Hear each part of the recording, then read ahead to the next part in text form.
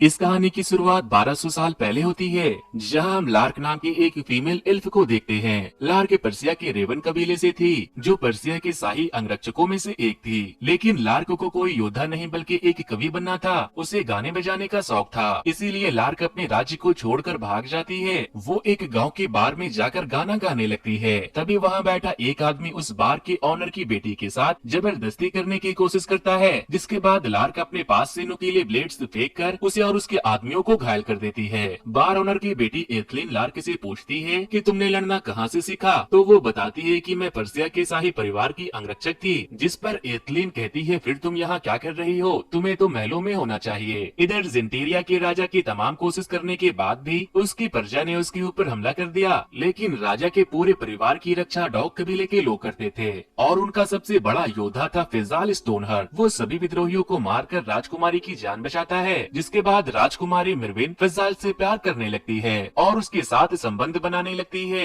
लेकिन फिजाल के पिता ऑस्फर उन दोनों को ये सब करते हुए देख लेते हैं। वो भी शाही अंगरक्षकों में से एक थे। अब जब फिजाल ने अपने राजा को धोखा और अपने कबीले के नियम को तोड़ा था, इसीलिए उसके पिता उसे खुद ही जेंटेरिया राज्य से बाहर निकाल देते हैं और डॉग कबीले से उसके सारे रिश्ते नाते तोड़ देते हैं। फिजाल अपने पिता को अलविदा कहता है और वहाँ से चला जाता है। इधर जेंटेरिया का राजा अलविदीर अपनी बहन मरविन से मिलने आता है और उससे कहता है, अब जब फिजाल जा चुका है तो तुम्हें अपने भविष्य के बारे में सोचना चाहिए। वो उसे बताता है कि पर्सिया के राजा की पत्नी गुजर चुकी है, अगर मैं तुम्हारी शादी उनसे करा दूं तो हमारा राज्य और भी मजबूत हो जाएगा। मरविन उससे कहती है, ठीक है, आप जैसा ठीक समझे। अब हम खोई आत्माओं की घाटी में घोस्ट कबीले की सीजन को देखते हैं, जो आसमान में हो रहे बदलाव के बारे में जानने के लिए अपने पूर्वजों की आत्मा से बात करने की कोशिश कर रहे थे, लेकिन वो उन्हें कोई भी जवाब नहीं देते। दूसरी तरफ जिंटेरिया का एक जादूगर बेलौर ने अलग अलग दुनिया में आने जाने का रास्ता ढूंढ लिया था। वो एक मोनोलिथ के जरिए ब्रह्मांड के किसी भी हिस्से में आ जा सकता था। वो दूसरी दुनिया की एक शक्ति के पास चला जाता है और उसे एक सौदा करता है। इधर जिन लोगों को लार्क ने बार ऑनर की बेटी के साथ छेड़छाड़ करने पर मारा था, वो अपने साथ कुछ सैनिकों को लेकर आते हैं, जो लार्क को मारपीट करने के जुर्म में एक पिंजरे में बंद कर देते हैं। उन लोगों ने फिजाल को भी वहाँ पहले से बंदी बना कर रखा था। लार्क फिजाल के टैटू को देखकर कहती है, तुम तो डॉग कबीले से हो,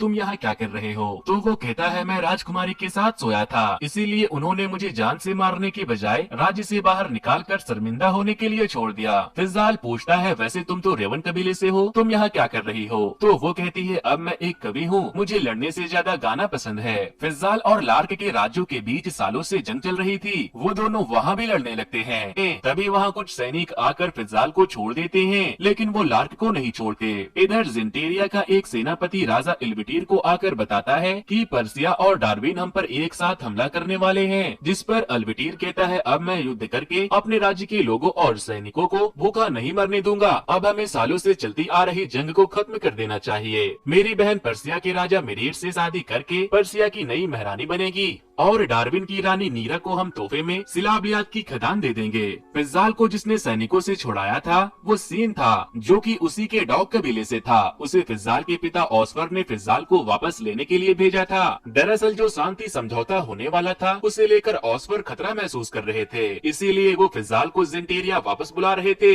लेकिन फिजाल वापस जाने से मना कर देता है और वो वहाँ से एक ब्रोथल में चला जाता है, जहाँ ब्रोथल का मालिक उसे अंदर जाने देने से पहले सिक्के की मांग करता है। तो वो कहता है, मेरे पास चांदी है, लेकिन जब वो अपने गले में लटके चांदी की चेन को देखता है तो वो उसके पास नहीं था। इधर लार्क फिजाल के लॉकेट की मदद से पिंजरे के दरवाजे को खोलकर वहाँ से भाग जाती है। उसे अपनी हारमोनियम की आवाज सुनाई देती है। जब वो वहाँ जाती है तो वो अपनी बहन नीमा को देखती है। वो उससे कहती है कि माँ ने तुम्हें वापस बुलाया है, महाराज शांति समझौता के लिए जिंटेरिया जा रहे हैं। लेकिन लार्क वापस जाने से मना कर देती है। तभी वहाँ बार ऑनर की बेटी एथलीन आती है और लार्क को दुखी देखकर उसे गले लगा लेती है। तभी उस लड़की को एक विजन आता है। उसे अपने विजन में भविष्यवाणियां दिखाई देती थी। वो बताती है, दूसरी दुनिया के बीच एक रास्ता खुलेगा, जिससे निकला एक दानव तुम्हारी तलवार से मरेगा और फिर वो बेहोश हो जाती है।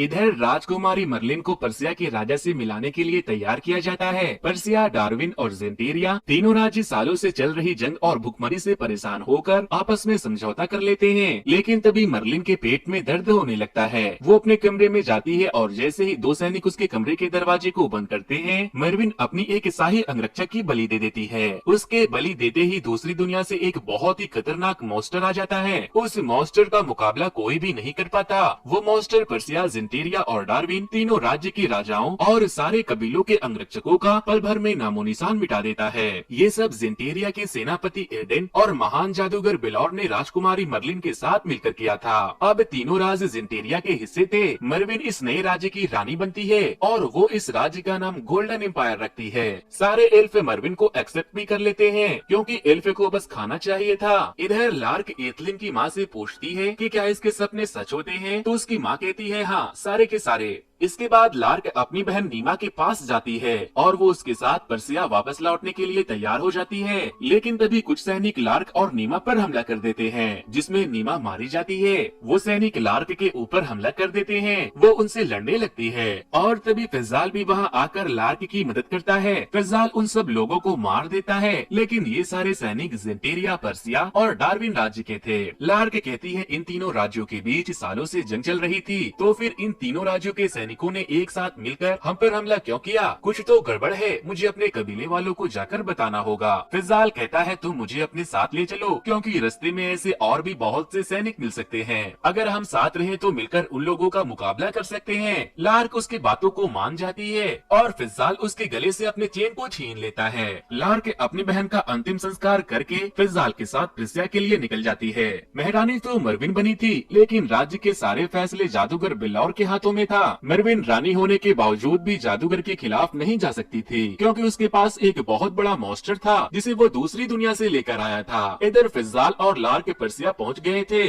लार्क एक आदमी से उसके सिक्के चुराकर वहां के एक शराब खाने में जाती है, जहां उन्हें लोगों से पता चलता है कि मर्विन ने सेनापति और जादूगर के साथ मिलकर दानव की मदद से सबको मारकर खुद महारानी बन गई है। तभी वहाँ कुछ सैनिक भी आ जाते हैं जिन्हें फिजाल और लार्क की तलाश थी, जिसके बाद वो दोनों वहाँ से भाग जाते हैं। इधर बेलौर ने महान जादूगर सिंड्रिल के मोनोलिथ को महल के अंदर मंगवा लिया था। वो लोग मोनोलिथ को महल के सेंटर में लाकर खड़ा कर देते हैं। लार्क फिजाल से पूछती है वो दानव आखिर कहाँ से आया होगा, जिस पर वो बताता है कि जेंटेरिया में सिंड्रिल नाम का एक महान जादूगर था। उसने काले पत्थर और अपने जादू की मदद से एक मोनोलिथ को बनाया, जिससे वो दूसरी दुनिया के द्वार को खोल सकता था। हो सकता है वो दानव उसी द्वार से आया हो। उसके मोनोलिथ बनाने के बाद आसमान और समुद्र दोनों बदल गए हैं। लार्क और फिजाल दोनों के कबीले खत्म हो चुके थे, इसीलिए वो दोनों मर्विन और उसके सारे लोगों को खत्म करने का फैसला करते हैं। जादूगर बेलौर एक बार फिर से दूसरी दुनिया के उस शक्ति के पास चला जाता है और उससे कहता है आपके दिए दैत्य ने मेरी बहुत मदद की, लेकिन मुझे एक ऐसी शक्ति चाहिए जो सिर्फ मेरे पास हो। जिस पर वो कहती है इसके लिए तुम्हें अपने सबसे पसंदीदा चीज को त्याग करना होगा। इधर लार्क और फिजाल लार्क के गुरु सेजन के पास जाते हैं। सेजन के कबीले के सारे एल्फ को जेंटेरिया के राजा के कहने पर फिजाल के डॉग कबीले ने जहर देकर मार दिया था। वो अपने कबीले में अकेली बची थी। लार्क उससे कहती है कि जेंटेरिया ने आपके पूरे कबीले को खत्म किया और आपके पूर्वजों की पवित्र तलवार को चुराया। आप हमारे उनसे लड़ने में मदद कीजिए, नहीं तो आसमान और समुद्र में हो रहे बदलाव से आप समझ चुकी होंगी कि कुछ तो बुरा होने वाला है। और इस तरह वो 2 से 3 हो जाते हैं। अब हम मिल्डोफ नाम की एक पौनी को देखते हैं। वो एक ब्रोथल के दरवाजे पर जाकर नॉक करती है। एक एल्फ वहाँ आता है तो उसे लगता है वो कोई वैश्या है, जिस पर वो कहती है मैं कोई वैश्या नहीं हूँ, मुझे एक आंख वाले एक एल्फ की तलाश है। लेकिन वो एल्फ उससे कहता है यहाँ कोई एक आंख वाला एल्फ नहीं है। वो उसे वहाँ से भगा देता है, जिसके बाद मिल्डोफ अपने हथौड़े से खिड़की को तोड़कर अंदर घुस जाती है। उसके पास जो हथौड़ा था उसे उसने अपनी गर्लफ्रेंड की चिता के राख से बनाया था, जिसे कुछ लोगों ने रेप करके मार दिया था। इसीलिए मिल्डोफ उन सबको ढूंढ ढूंढ कर मार रही थी जिसने उसकी गर्लफ्रेंड को मारा था।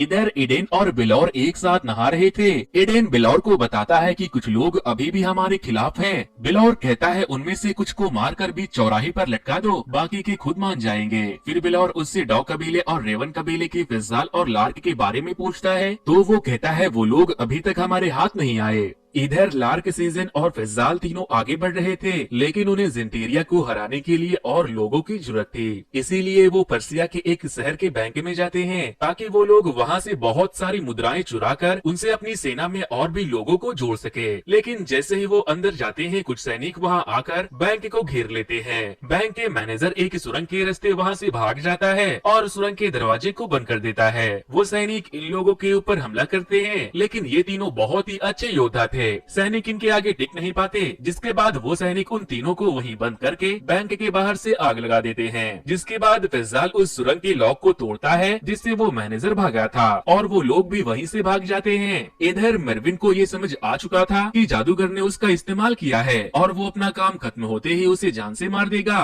वो महल में जा रही थी, तभी एक एल्फ उसके ऊपर हमला कर देता है, लेकिन तभी उसके राज्य का ही एक जादू का स्टूडेंट एवलोक वहाँ आकर एल्फ को मारकर मेरविन को बचा लेता है। वो अपने सेनापति से पूछती है कि आखिर उसने मुझ पर हमला क्यों किया, तो एवलोक बताता है कि लोग भूखमरी से मर रहे हैं, ऐसे में वो आपको मारकर अपने लोगों का बदला लेना चाहते हैं। एवलोक ने उसकी जान बचाई थी, इसीलिए वो उसे अपना रक्षक बना लेती है। मेरविन अपने लोगों के बीच जाकर उनका हालचाल जानना चाहती थी, लेकिन जादूगर उसे बाहर जाने से मना कर देता है। इधर सीजन उन सिपाहियों के हमले में बहुत बुरी तरह से घायल हो गई थी, इसीलिए वो लोग उसे जंगल में बैठाकर खुद उसके लिए जड़ी बूटी ढूंढने निकल जाते हैं। इधर मेरविन एवलॉक को अपने कमरे में बुलाती है और उससे कहती है कि बिलौर और एडेन अपना काम खत्म होते ही मुझे मार देगा, और अब जब तुम मेरे अंगरक्षक बने हो तो वो तुम्हें भी मार देंगे, इसीलिए तुम्हें मेरे लिए बिलौर और एडेन पर नजर रखना होगा। वो उससे बिलौर के पास से सिंड्रेल की एक किताब को चुराने को कहता है ताकि वो उससे दूसरी दुनिया के जादुई द्वार को खोल सके, और इसके बाद मेरविन एवलॉक के लबादे को पहनकर वहाँ से बाहर चली जाती है, क्योंकि उसे अपनी प्रजा का हाल जानना था।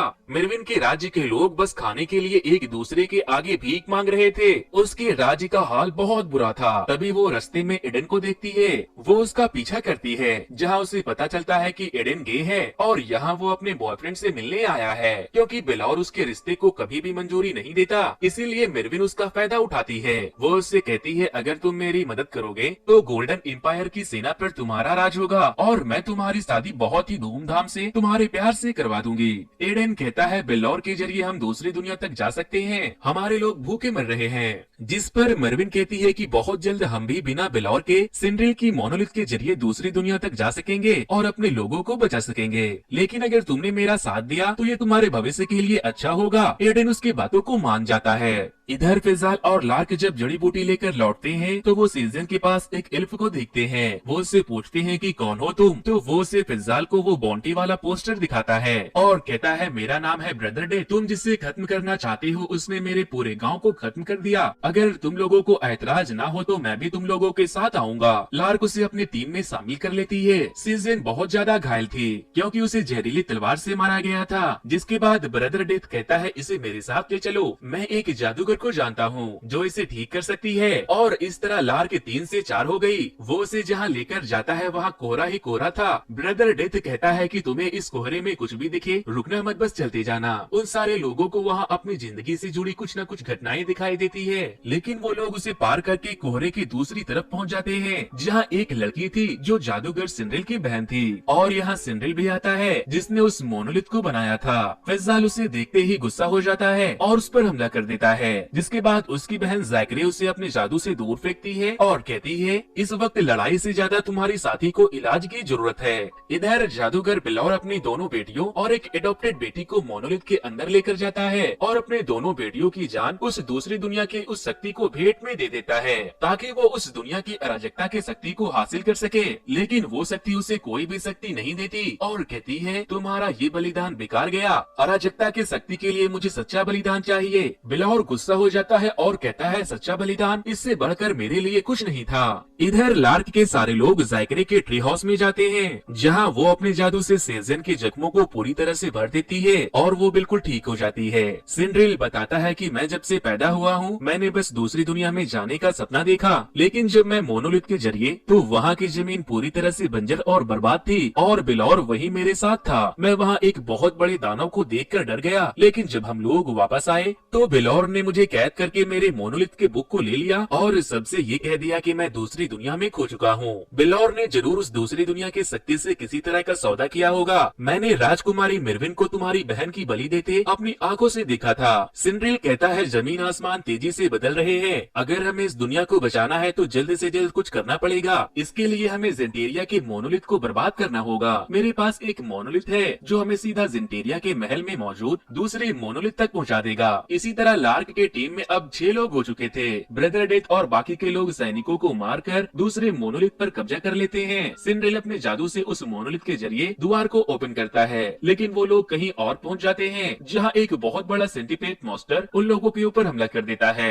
वो सेंटीपेड मॉन्स्टर किसी को नुकसान पहुंचा पाता इससे पहले सारे लोग वापस से अपनी दुनिया में लौट आते हैं और सिंड्रेल दरवाजे को जैसे ही बंद करता है तो वो मॉन्स्टर का आधा शरीर उस दुनिया में और आधा इस दुनिया में आ जाता है। लेकिन इस बार वो ज़ेंटेरिया के महल के करीब पहुंच गए थे। तभी वहाँ मिल्डॉफ आकर उन्हें आसमान में मॉन्स्टर को दिखाती है और कहती है अगर जिंदा रहना है तो मेरे साथ चलो। मिल्डॉफ कहती है कि मेरी जान ग्विन ने मुझे सब बता दिया है, तुम लोग कौन हो, कहाँ से आए हो और क्या क्या करने वाले हो। मिल्डॉफ के पास जो हथौड़ा था उसका नाम ग्विन था जिससे वो बातें कर सकती थी। वो कहती है महारानी को मारने से पहले तुम्हें उसके दानव को मारना होगा। जिस पर सिंड्रेल कहता है क्यों ना हम एक ऐसा दानव बनाए जो उसे मार दे। फिजाल कहता है क्या ऐसा हो सकता है। जिस पर सिंड्रेल कहता है उस द्वार से जो दानव आया है मैं उसके दिल को निकाल कर उस पर जादू करूंगा और उसके शरीर को अपने शरीर से जोड़ दूंगा जिससे उसकी शक्तियाँ मेरे अंदर समा जाएगी। लेकिन लार्क कहती है अगर एक योद्धा और दानव को मिला दिया जाए तो हमारा वाला दानव सबसे ताकतवर बनेगा, इसीलिए ये काम तुम मुझ पर करोगे। फिजाल उसे ऐसा करने से मना करता है लेकिन वो उसकी बातों को नहीं मानती और वो लोग प्रयोग में लगने वाले जड़ी बूटियों को इकट्ठा करने लगते हैं। इधर एवलॉक बिल्लौर के कमरे में जाकर मोनोलिथ के बुक को चुरा लेता है और उसे लाकर मरविन को दे देता है। लेकिन तभी बिल्लौर वहाँ आकर एवलॉक के ऊपर हमला करता है।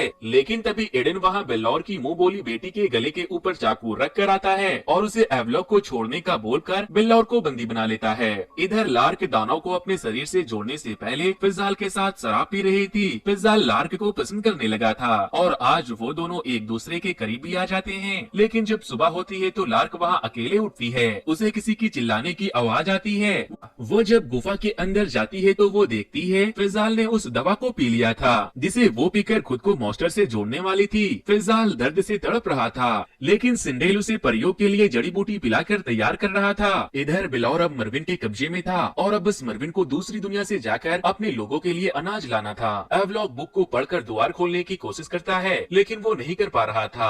जैकरे अपने जादू शुरू करती है जिससे उस दानव के शरीर से बहुत सारे टेंटिकल्स निकलकर फिजाल के शरीर में घुस जाते हैं और थोड़ी देर तड़पने के बाद फिजाल एकदम से बेहोश हो जाता है। उन्हें लगता है कि वो मर चुका है लेकिन तभी अचानक से वो अपनी आँख खोल लेता है। इधर सेजिन फिजाल के बॉन्टी वाले पेपर को लेकर ज़ेंटेरिया पहुँचती है और जब वो मरविन से मिलती है तो वो उनसे कहती है मैं घोस्ट कबीले से हूँ, मैं जानती हूँ फिजाल कहाँ है, अगर आप मुझे मेरे कबीले की तलवार लौटा दे तो मैं आपको उसका पता बता दूंगी। मरविन अपने 50 सैनिकों को उसके साथ फिजाल और लार्क को पकड़ने के लिए भेजती है। इधर फिजाल की ताकत बढ़ चुकी थी, अब वो लार्क और बाकियों के खून को भी सूंघ सकता था। उसकी आंख पूरी तरह से पीली हो चुकी थी। लार्क उसके करीब जाती है और उसके साथ संबंध बनाती है। मरविन बिलौर के पास जेल में जाती है जो कि एक खास तरह का जेल था। इसे खास जादूगरों के लिए बनाया गया था ताकि वो वहाँ कोई भी जादू ना कर सके। मरविन कहती है अगर तुम मेरी मदद करते हो तो मैं तुम्हें आजाद कर दूंगी, तुम्हें मेरे लिए द्वार खोलना होगा। बिलौर कहता है ठीक है लेकिन तुम्हें फेनरिक को भी मेरे साथ वहाँ भेजना होगा। इधर लार्क के सारे लोग जब ज़ेंटेरिया की तरफ बढ़ रहे थे तो सेजिन वहाँ महारानी के भेजे सिपाहियों के साथ आती है। लार्क समझ जाती है कि उसने उसे धोखा दिया है लेकिन तभी सेजिन के कुछ दोस्त आकर उन सारे सिपाहियों के ऊपर तीर बरसाने लगते हैं और मिल्डॉफ भी अपने हथौड़े से उन सारे सिपाहियों को मार देती है। सेजिन के दोस्त रानी के भेजे सिपाहियों के कपड़े पहनकर लार्क की सेना में शामिल हो जाते हैं और वो सारे लोग फिजाल को बंदी बनाकर ज़ेंटेरिया के किले में चले जाते हैं। इधर मिरविन बिल्लौर को दूसरी दुनिया के दरवाजे खोलने को कहती है और उसके साथ साथ एडन और कुछ सैनिकों को भी वहाँ भेज देती है। ये सारे लोग दूसरी दुनिया से अनाज लेने गए थे लेकिन बिल्लौर ने सबसे झूठ बोला था कि दूसरी दुनिया में बहुत सारा अनाज है ताकि वो सिंड्रेल के प्रयोग को बिना किसी के रोक टोक के आगे बढ़ा सके। वहाँ जाकर बिल्लौर अपनी मुंह बोली बेटी फेनरिक की कुर्बानी दे देता है क्योंकि वो उसे दिल से मानता था। फेनरिक के मरते करते ही बिलौर को दूसरी दुनिया की अराजकता की शक्ति मिल जाती है, जिससे वो एडन और सारे सैनिकों को मार देता है। इधर लार्क की सेना भेस बदलकर फिजाल के साथ किले के अंदर घुस गई थी। इसके बाद सेजन फिजाल को मरविन के सामने पेश करती है और कहती है अब मुझे मेरा तलवार सोल रिवर मुझे वापस कर दो। वो पूछती है लार्क का क्या हुआ, तो वो कहती है मैंने उसे मार दिया, लेकिन मरविन उसे तलवार देने से मना कर देती है और अपने सैनिकों से उसे बीच सड़क पर उसका सर कलम करने का हुक्म दे देती है।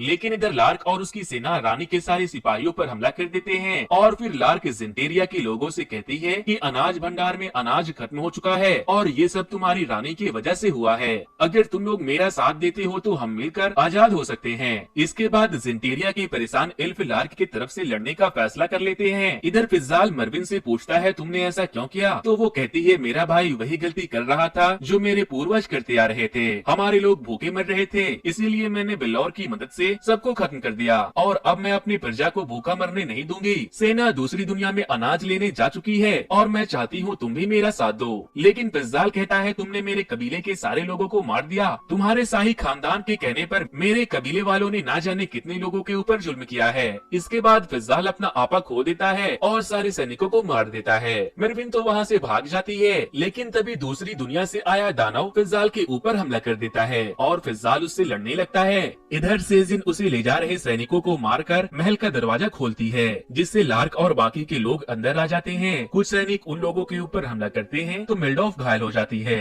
लेकिन वो और ब्रदर डेथ दोनों मिलकर सारे सैनिकों को मार देते हैं। इधर जेंटेरिया के लोग ने भी तलवार उठाकर लड़ना शुरू कर दिया था। मिरविन अपने कमरे में छुपी थी, तभी लार्क वहाँ आ जाती है तो मिरविन उससे कहती है मैंने जो कुछ भी किया एल्फ की जिंदगी बचाने के लिए किया। लार्क कहती है तुम बस एक बेवकूफ राजकुमारी हो। मिरविन लार्क के ऊपर हमला करती है, लेकिन लार्क उसके पेट में तलवार भोंक देती है और वहाँ से चली जाती है। जिसके बाद मिरविन घायल होकर अपने सिंहासन पर जाकर बैठ जाती है और तभी जिंटेरिया के लोग वहाँ आते हैं तो मिरविन अपने पेट से तलवार को निकाल कर मर जाती है। इधर बिलौर अपने अराजकता की शक्ति के साथ दूसरी दुनिया से वापस आ चुका था। सिंडेल उसे रोकने की कोशिश करता है तो वो उसके ऊपर हमला कर देता है और इधर दानव फिजाल को मारने वाला था, लेकिन तभी लार्क वहाँ आकर अपने ब्लेड को फेंक कर उस दानव के एक आंख को फोड़ देती है। जिसके बाद वो दानव लार्क के ऊपर हमला करके आसमान की तरफ भाग जाता है। लार्क को घायल देखकर फिजाल अपना आपा खो देता है और वो भी एक दानव में बदल जाता है। वो दानव फिजाल की तरफ बढ़ रहा था, जिसके बाद फिजाल एक बड़े से तलवार को उठाकर उस मॉन्स्टर की तरफ फेंक देता है, जिससे वो मॉन्स्टर मारा जाता है। लेकिन मॉन्स्टर को मारने के बाद फिजाल अपना आपा खो देता है। वो अपने ही लोगों को मारना शुरू कर देता है, लेकिन तभी लार्क अपने गाने से उसे शांत करती है। वो ठीक हो जाता है और लार्क उसे गले से लगाती है और उसे किस करने के बाद उसके पेट में छुरा मार देती है, क्योंकि अब वो उनके लिए खतरा बन गया था। इधर सिंड्रिल अपनी बहन ज़ायक्रे से कहता है हमें उसकी शक्ति को उसके खिलाफ इस्तेमाल करना होगा और मैं अपनी शक्ति से मोनोलिथ को बर्बाद कर दूंगा। वो बिलौर से लड़ने चला जाता है और उसकी बहन अपनी जादू से उसे बिलौर और मोनोलिथ के साथ बांध देती है। सिंड्रिल अपने जादू से मोनोलिथ को तोड़ देता है और मोनोलिथ के साथ साथ सिंड्रिल और बिलौर भी मारे जाते हैं। लेकिन मोनोलिथ के टूटने से एक ऐसी एनर्जी निकलती है जिससे कई दुनिया के बीच के पर्दे फट जाते हैं। पूरी दुनिया में उथल पुथल हो गया। दूसरी दुनिया से इंसान जैसे और भी बहुत सारे जीव इल्फ के दुनिया में आ गए। कुछ भी पहले जैसा नहीं रहा, फिर से एक नई दुनिया की शुरुआत हो गई। अब हमें 6 महीने की बाद का सीन दिखाया जाता है, जहाँ दूसरी दुनिया से बहुत सारे मॉन्स्टर भी यहाँ आ गए थे। लार्क फिजाल के बच्चे की माँ बनने वाली थी, जिसका होने वाले बच्चे के अंदर एल्फ और दानव का खून शामिल था। और यहाँ से शुरू हुई गिरावट की कहानी, जो फिजाल और लार्क का बच्चा था। दोस्तों, इस सीरीज के 2 सीजन दी विचर 1 और 2 बहुत पहले ही आ चुके थे, लेकिन ये उसका प्रीक्वल था। अगर आप चाहते हो मैं उसे एक्सप्लेन करूं, तो आप इस वीडियो पर मुझे एटलीस्ट 5 के लाइक्स दे ही सकते हो। वैसे ये स्टोरी आपको कैसी लगी मुझे कमेंट करके जरूर बता देना। और हाँ दोस्तों, मैंने एक बहुत ही अच्छी मिस्टीरियस वेब सीरीज को एक्सप्लेन किया था, जिसका नाम 1899 है, जिसमें एक बहुत बड़ा सी बहुत ही रहस्यमयी तरीके से गायब हो जाता है। अगर आपने मेरे उस एक्सप्लेनेशन को नहीं देखा तो वीडियो के एंड में मैंने उसका लिंक दे दिया है, आप राइट साइड में क्लिक करके उसे जरूर देख लेना।